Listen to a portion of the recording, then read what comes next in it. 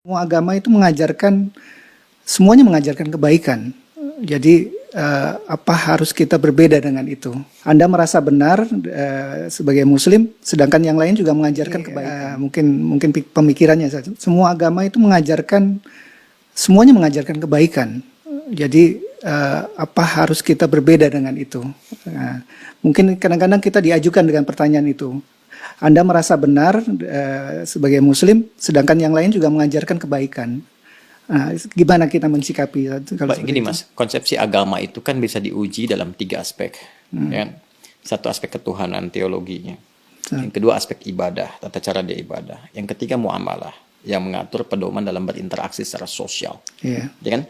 Oke, boleh jadi di aspek yang ketiga, semua menunjuk kepada yang benar. Mengajarkan interaksi yang benar dengan sesama. Yeah. Silahkan Anda cek ya. Pasti semua agama mengatakan harus jujur, nggak boleh mencuri, kan? Nggak boleh berzina dan sebagainya. Jadi kalau ada yang membolehkan berzina, menipu dan sebagainya, dipertanyakan konsepsi keagamaannya. Di aspek yang ketiga ini, secara hukum sosial, semua bisa sepakat. Tapi dikatakan agama harus memenuhi unsur 2 lagi. Konsepsi ibadahnya bagaimana? Di agama pasti ada ibadah, karena ibadah itu konsekuensi dari keadaan seorang hamba yang menuhankan sosok Tuhan. Pembuktian dari sifat menuhankan itu adalah ibadah. Harus menyembah Tuhannya. Bagaimana konsepsinya? Caranya bagaimana dia beribadah? Diatur tidak? Cara dia ibadah seperti apa? Ditunaikan kapan? Bagaimana teknisnya? Apa maknanya? Apa hikmahnya? Apa implementasi ibadah itu bagi kehidupan? Di titik ini pasti akan ada perbedaan. Oke, saya sebagai Muslim, ya dengan saudara-saudari kita sebangsa setanah air dan non-Muslim, konsepsi ibadahnya pasti beda. Ya, saya di Islam. Kenapa saya meyakini Islam misalnya? Karena konsepsi ibadah saya, ya, yang saya jalani dalam Islam, itu menurut saya yang paling sesuai, paling lengkap, paling akurat, paling rasional. Ya, dari sisi sholatnya misalnya, ibadah pokok itu kan sholat. Waktunya jelas diatur, kapan saya mesti sholat. Panggilannya jelas. Kemudian bagaimana penampilan saya saat akan menunaikan sholat jelas. Apa yang harus saya lakukan sebelum sholat jelas. Sebelum sholat kamu wudhu dulu. Ada langsung firmannya dari Allah, bukan rekayasa manusia, bukan buatan Nabi Muhammad SAW, kan? Langsung dari Tuhan. Nih, Quran surah ke-5 ayat yang ke-6. Ini cara wudhunya begini, diatur, diterangkan oleh Rasul. Begini prakteknya. Kemudian sebelum sholat kenakan pakaian yang terbaik. Bahkan sejak ada panggilan dari masjid kita dengar. Quran surah ke-7 ayat 31. Ya bani Adam khudzu zinatakum 'inda kulli masjid. Kemudian setelah itu diatur bagaimana cara memulai ibadahnya, dari mulai takbir pembuka sampai dengan salam. Dijelaskan selain cara, maknanya apa, kenapa tangannya begini, kenapa bacaannya ini, artinya apa, hikmahnya apa. Lalu kaitan dengan implementasi kehidupannya bagaimana. Apa dampak sholat kepada kehidupan? Turun banyak ayat. Inna sholata tanha 'anil fahsya'i wal munkar. Quran surah ke-29 ayat ke-45. Nanti sholat ada kaitan dengan ketenangan hati, sholat kunci kebahagiaan, kesuksesan, dan dibuktikan oleh jejak sejarah. Orang-orang dulu ketika dia sholatnya benar, terjadi itu semua. Nah, ini yang menjadikan kita yakin sebagai Muslim memeluk Islam. Bagi penganut agama lain, punya konsepsi sendiri. Kita nggak bisa paksakan semua sama di titik ini dalam konsep keberagamaan. Apalagi kalau sudah masuk ke konsep teologis, ketuhanan. Ya kan? Nah, untuk menentukan agama ini, ya benar sebagai agama, kan mesti punya konsep ketuhanan. Nah, Islam pun menawarkan kepada kita secara ilmiah dan objektif untuk menguji bagaimana sih standar untuk menetapkan zat itu sebagai Tuhan, ya kan? Apa ukuran-ukurannya? Maka Islam menyampaikan, misalnya di Quran surah ke-42 Asy-Syura ayat yang ke-11, laisa kamitslihi syai' di ujung ayatnya. Ya, sifat Tuhan itu nggak boleh sama dengan selain Tuhan. Ya, harus beda, 100% harus berbeda. Ya, jadi kalau misalnya manusia ini lemah, maka Tuhan mesti lebih kuat. Nggak boleh sama dengan makhluk. Kan? Kalau manusia berpasangan, Tuhan itu harus esa, harus tunggal misalnya. Demikian banyak hal yang bisa ditampilkan. Nah, konsepsi teologi ketuhanan ini setiap agama itu pasti berbeda. Ya kan? Nah, tinggal kita uji.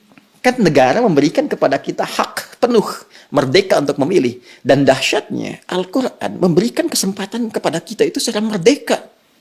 Terbuka untuk memilih. Bahkan dalam aspek teologi, di Quran surah ke-47 Muhammad, ayat yang ke-19. Kata Allah, fa'lam. Anda mesti punya dasar pengetahuan. Annahu untuk menetapkan la ilaha illallah. Untuk menetapkan tiada Tuhan selain Allah.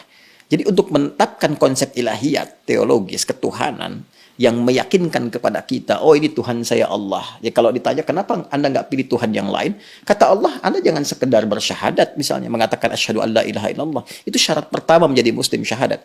Tapi kalau Anda ingin kuat, ya dengan syahadat itu, dengan keyakinan teologi Anda itu, menuhankan Allah. Ini ilmunya loh.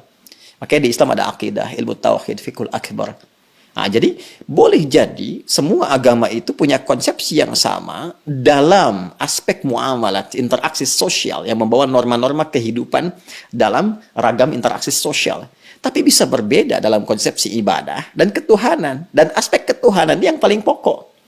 Ya kan? Iya. Jadi kalau semua sama, berarti kan mesti ada yang spesial, yang beda kan? Ya, betul. Nah, itu yang menjadikan Anda, saya, kita melihat yang spesial ini bagi saya.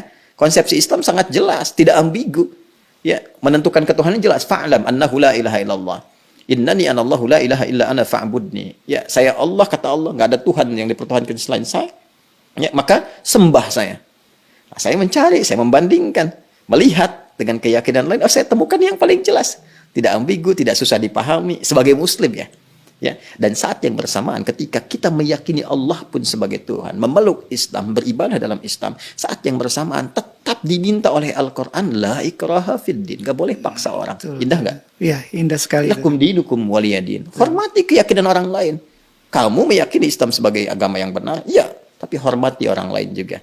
Ya, jelaskan keislaman Anda itu lewat penampilan Anda, karakter Anda, perilaku Anda, sifat dan sikap Anda. Kalau ditanya, jelaskan, jawab, dan sebagainya. Masya Allah. Indah nggak?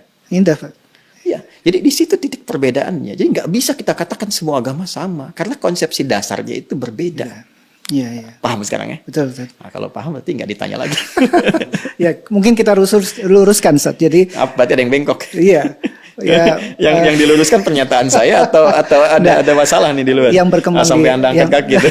Yang berkembang di masyarakat, Ustaz. Jadi, Muslim yang semakin berilmu, otomatis makin toleran terhadap masyarakat di sekitarnya. Mungkin bisa dibilang begitu, Ustaz. Ya, bisa disimpulkan demikian toleran dalam aspek-aspek yang perlu ditoleransi. Betul, betul, betul. Dan ini ekspresi toleransi itu pun sesuai dengan kebutuhannya. Jadi jangan berlebihan juga. Nggak bisa toleran itu misalnya, ini lebih berkembang lagi, ikut-ikutan beribadah sesuai dengan agama-agama orang lain. Ya, mungkin itu ya. Anda nggak bisa toleransi ikut ke tempat ibadah orang. Justru itu intoleran yang sangat tinggi. Iya. Paham nggak maksudnya? Paham, Ustaz. Paham. Apa coba? Ulang lagi nanti. Bukan. Intoleran yang sangat tinggi. Kenapa? Iya, Kenapa? Karena saat dia kebebasan. hadir di tempat orang itu, hati dia meyakini bahwa itu salah. Iya, iya. Tapi dia terpaksa hadir di situ untuk mewujudkan konsepsi yang salah. Iya, iya. Saya toleran nih, datang ke tempat ibadah orang lain. Tapi di hati dia mengatakan ini salah nih, ini nggak benar nih. Iya. Nah, itu kan kalau dalam bahasa agama, nifak, munafik, hipokrit gitu kan. Iya. Jadi saya kira itulah.